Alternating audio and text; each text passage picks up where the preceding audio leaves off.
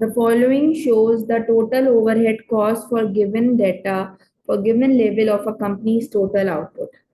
अगर मैं 4000 मेरी खर्चा आता है अगर मैं 10,000 यूनिट बनाती हूँ, 7,000 मेरा खर्चा आता है अगर मैं 2,000 यूनिट बनाती हूँ, 10,000 मेरा खर्चा आता है अगर मैं 3,000 यूनिट बनाती हूँ और 9,500 मेरा खर्चा आता है अगर मैं 4,000 यूनिट्स बनाती हूँ। लेकिन साथ ही ये बात नीचे लिखी हुई है, a step in fix cost of $500 occur in the level of output at an output level of 3,500 unit. इस लाइन का ये मतलब है, अगर मेरे यूनिट 3,500 से एक्सीड करेंगे तो मेरी जो फिक्स कॉस्ट में वो 500 का स्टेप अप आएगा। सबसे पहले पहले तो मैं डेटा में से हाईएस्ट और लोवेस्ट अलग अलग कर लेती हूँ। 1,000 मेरे लोवेस्ट यूनिट हैं और 4,000 मेरे हाईएस्ट यूनिट्स हैं।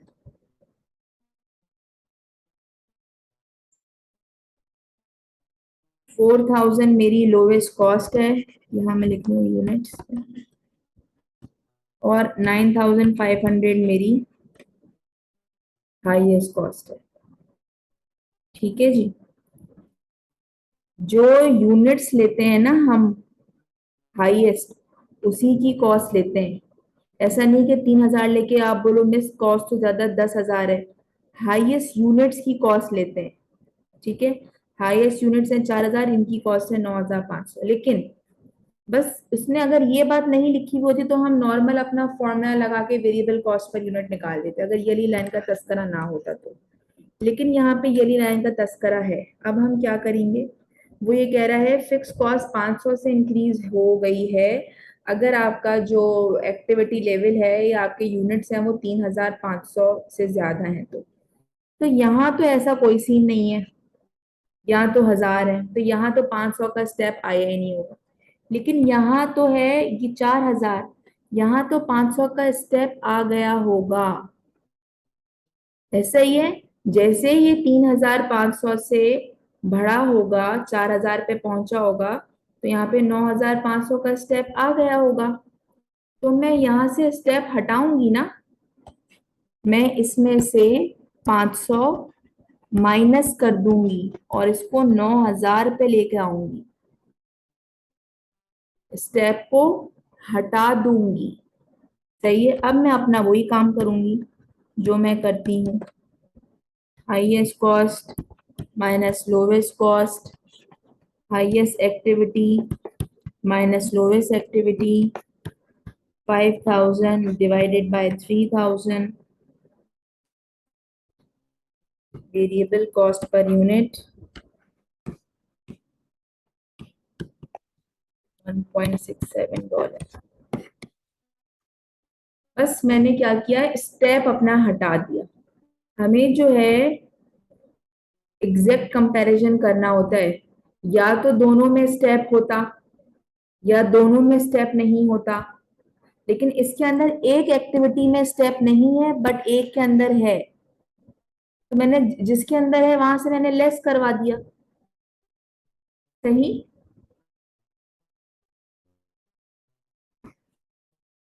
Next question. अच्छा जी, a company has prepared flex budget of 2 level of activity. The cost per unit of 3 cost is given below. All 3 costs behave in a linear manner with respect to activity. उन्होंने आपको जो है activities दी हुई है 10,000, 15,000 और per unit की cost दी हुई है। वो ये पूछ रहा है आपको ये बताना है इसमें से कौन सी कॉस्ट वेरिएबल है, सेमी वेरिएबल है और फिक्स है। अच्छा, पर यूनिट पे तो निकाल के दी हुई है। अब सबसे पहले मैं 3.0 को मल्टीप्लाई करवाऊंगी 10,000 से, तो ये आ जाएगा यहाँ पे 30,000। फिर मैं 2.0 को मल्टीप्लाई करवाऊंगी 15,000 से, तो ये आ जाएगा 3,000। अच्छा, तो ऐसी कौन सी कॉस्ट होती है जो अपने एक्टिविटी के बढ़ने के साथ फिक्स रहती है लेकिन पर यूनिट पे डिक्रीज होती है। तो ये देखें, एक्टिविटी 10,000 से 15,000 हो रही है, तब भी ये 30,000 की 30,000 रही। मैंने इसको मल्टीप्लाई करवाया 30,000, इसको मल्टीप्लाई करवाया 30,000 आया। तो यानी कि ये मेरी फिक्स कॉस्ट है। फिक्स कॉस्ट जो है वो टोटल पर कांस्टेंट रहती है और पर यूनिट पे डिक्रीज 3.0 से 2.0 हो रही है। नेक्स्ट क्वेश्चन,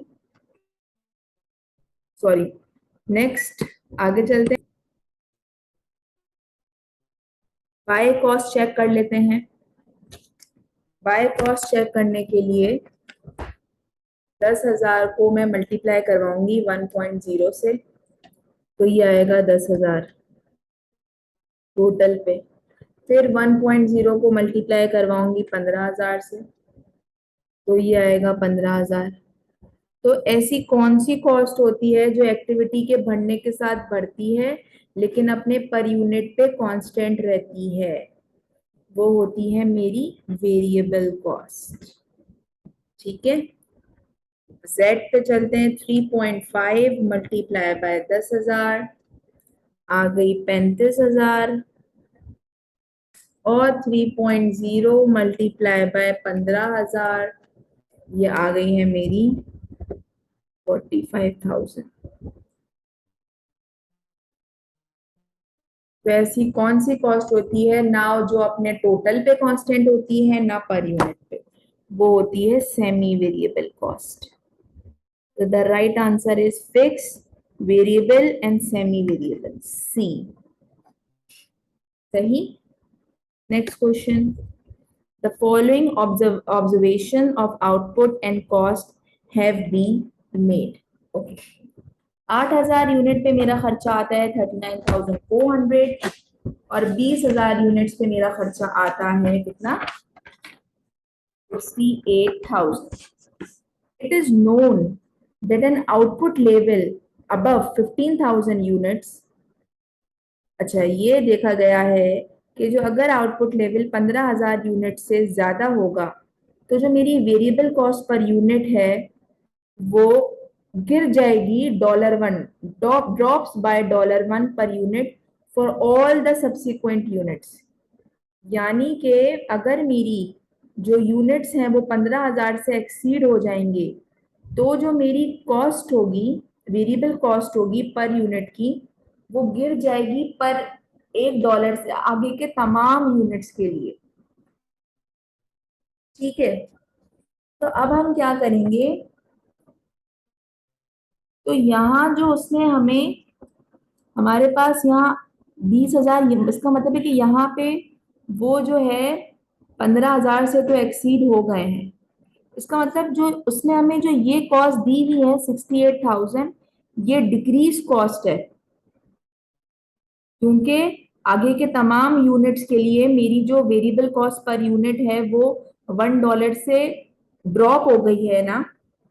तो मैं क्या करूंगी,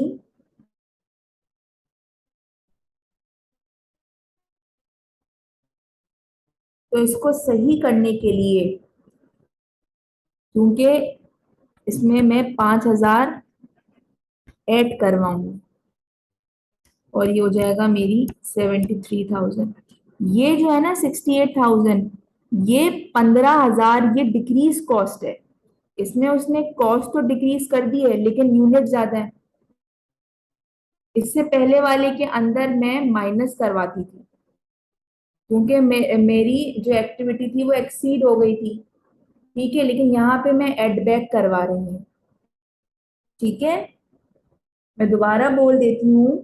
तो ये जो 68,000 है ये मेरी ऑलरेडी डिक्रीज कॉस्ट है। ठीक है, तो यहाँ पर 20,000 यूनिट जो है, इसका मतलब ये है कि ये आगे के जो इसके तमाम जो 5,000 यूनिट्स थे वो ड्रॉप हो गए थे एक $1 से। ठीक है, तो इसको सही करने के लिए मैंने इसके अंदर 5,000 ऐड करवाए। अब जो ये 73,000 आ गई है ना, ये 20,000 की कॉस्ट आ गई है। इससे पहले ये यूनिट्स तो 20,000 थे लेकिन 68,000 इसकी असल कॉस्ट नहीं थी। 68,000 जो थी वो ड्रॉप हुई हुई कॉस्ट थी, डिक्रीज हुई हुई कॉस्ट थी। तो इसको ठीक करने के लिए मैंने इसको लाइक बाय लाइक कंपैरिजन करने के लिए मैंने इसमें 5,000 ऐड करवाया। ठीक है, अब जो है मैं नॉर्मल जिस तरह करते हैं 73,000 माइनस 39,400, 30,000 माइनस 8,000, 73,000 माइनस 39,400,